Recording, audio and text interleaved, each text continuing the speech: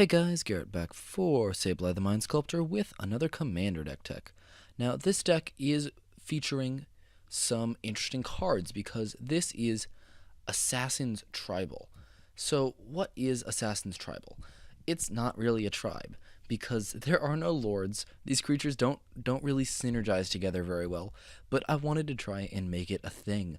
So let's start with a commander. We have a non-assassin. Sadly, this is a flavor fail. There were a few assassins that could be your commander. Queen Marchesa, Kiku, Knight's Flower, both pretty good options. Thraxamunder even is an assassin, actually, if memory serves. But we have instead picked to go with Lim-Dûl the Necromancer. So why are we going with this? Lim-Dûl is basically an assassin lord. And I'm going to show you here we have three major assassin lords that do the same thing Lim-Dûl does. So Lim-Dûl is 5 black legendary creature. Whenever a creature an opponent controls is put into a graveyard from play, you may pay 1 and a black. If you do, return that card to play under your control. If it's a creature, it's a zombie in addition to its other creature types. So, basically what is going on with this is Lim-Dûl is going to make our assassinations much more profitable, because now instead of just assassinating the creature, you are also getting the creature under your control as a zombie. So the other two lords we have like this, lords, quote-unquote lords, are Chainer Dementia Master and Geth, Lord of the Vault. Chainer Dementia Master will let you pay 3 life and 3 black to put a creature card from a graveyard into play under your control, and it's a nightmare, and when Chainer dies, you remove all the nightmares from the game. And then Geth lets you put artifacts or creatures with converted mana cost X from an opponent's graveyard onto the battlefield tapped, and then it mills them for X, so he also kind of fuels himself a little bit, which is very nice. So a few other lords, quote-unquote, we have are Overseer of the Damned, which gets you a 2/2 black zombie whenever a non-token creature an opponent controls dies. So it makes your assassinations also grab an extra zombie. Silent Arbiter, which makes it so only one creature can attack and only one creature can block each turn. And this is very helpful because basically you can assassinate whatever their one creature is every turn, and you basically can never be attacked as long as you have them out. Crawl Space does the same thing, except it's not on a creature, which means it's a lot harder to hit, but it says no more than 2 creatures can attack you each turn. Then we got just a few more things. Season of the Witch, which is just a card that encourages people to attack. Its text is very messy.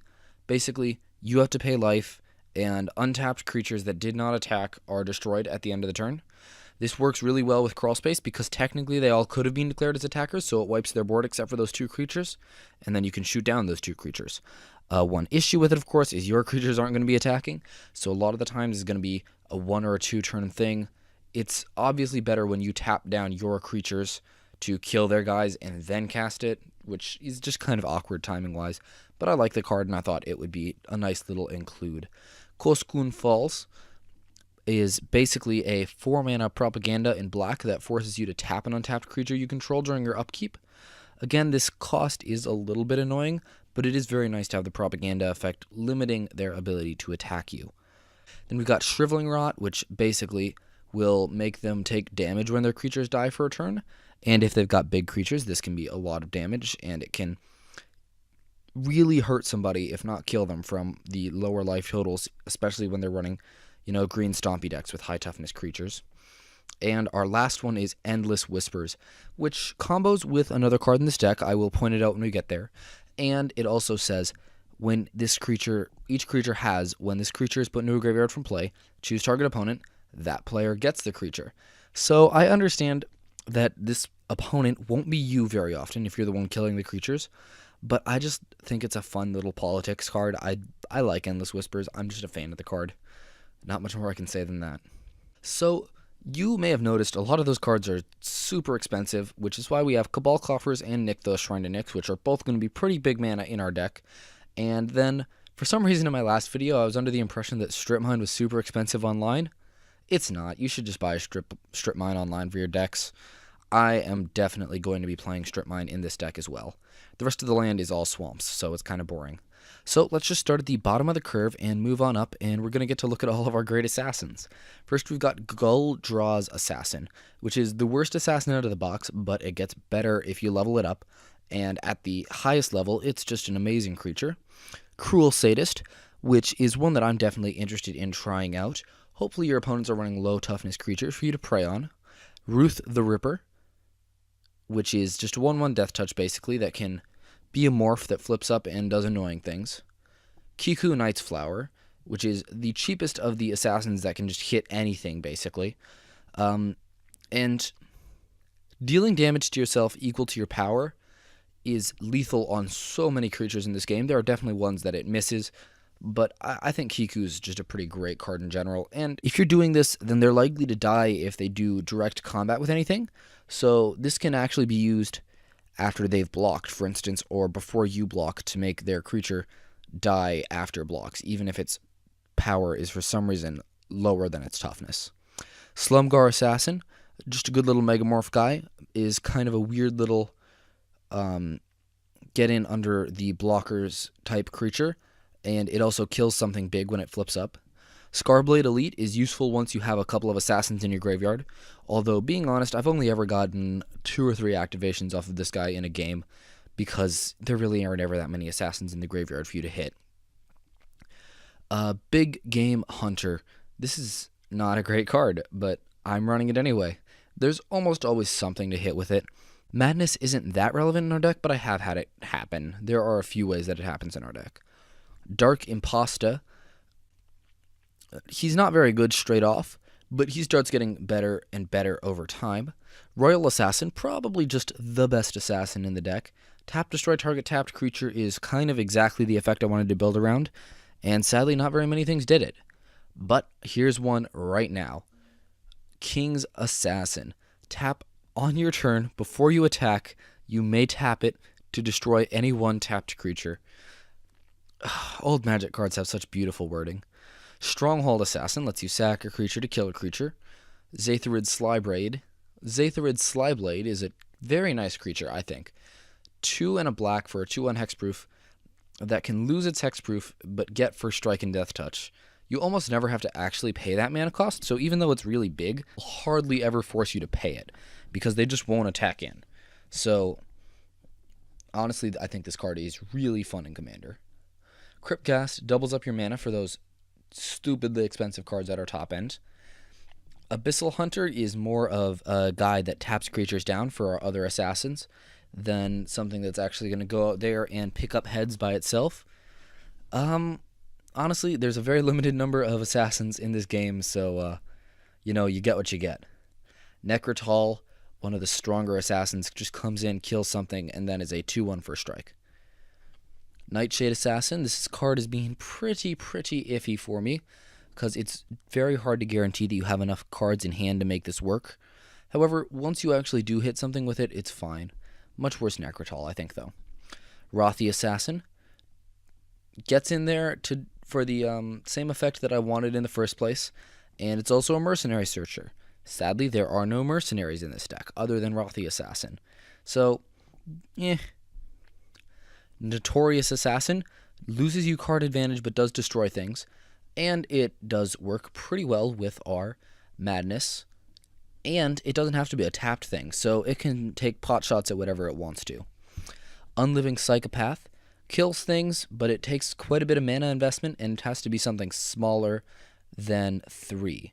So, Hunter of the Eyeblights will kill one specific thing and pretty much nothing else. However, it is a 3/3, which makes it one of the biggest creatures in our deck. Serpent Assassin is a worse Necrotal, and fun note, it's not available online, so when I wanted to make this deck online, I could not because of Serpent Assassin and King's Assassin. And our next card, Way Assassins, falls under the same issue. When it comes into play, your opponents choose one of their creatures, destroy that creature. I think it's your opponents choose one each. However, it's really awkwardly worded. Nakira Revenant will be doubling up our mana. This is definitely an effect that we need, so we are willing to go pretty deep with the Nakira. Phage the Untouchable. This is the combo with Endless Whispers because you can give other people your Phage to kill them, which is just a cute little thing. Because Phage says whenever she enters the battlefield, if you didn't play her from your hand, you lose the game. Other than that, she has Death Touch for creatures, and she has Death Touch for players, which is really cool if you somehow manage to kind of whittle down their board. So let's move on to non-creature permanents. We got Phyrexian Reclamation because we have so few assassins.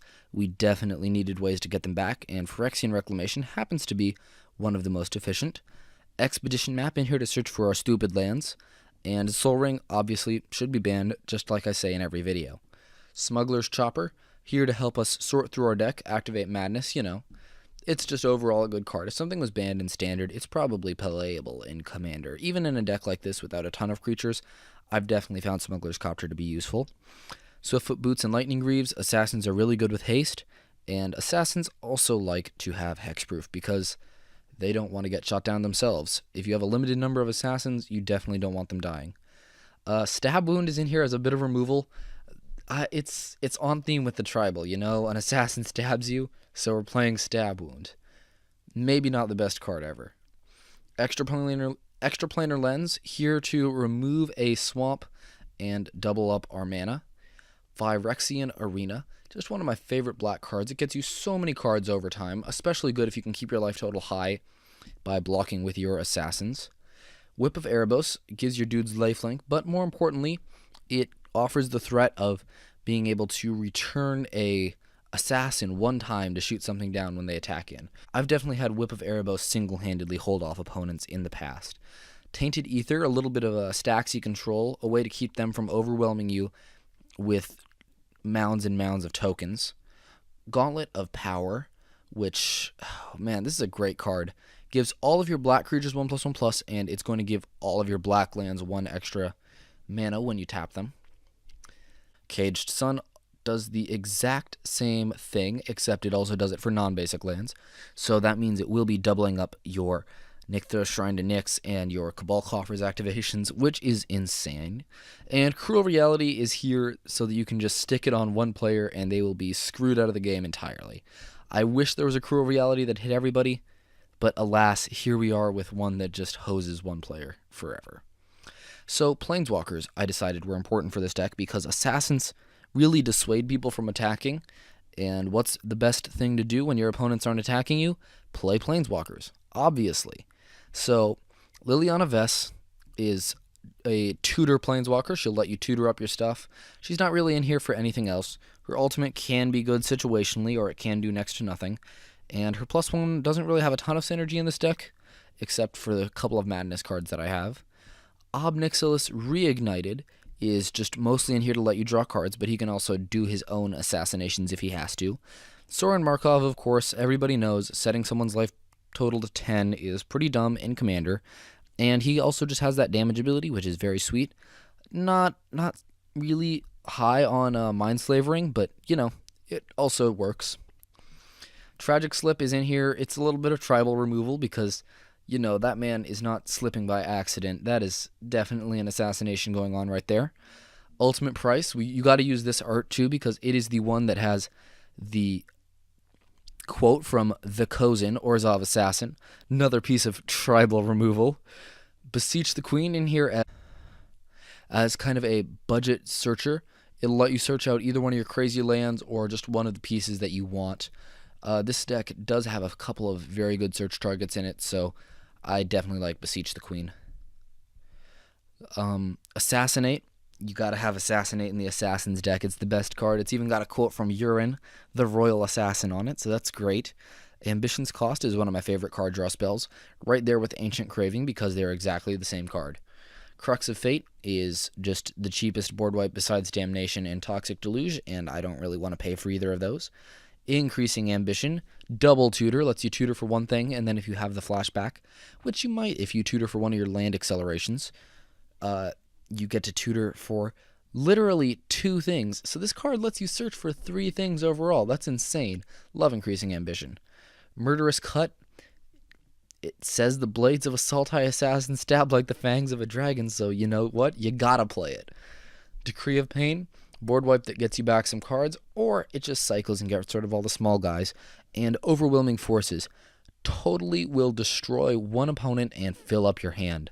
So that's been the deck. Hope you guys enjoyed this kind of silly tribal deck. Until next time, peace out.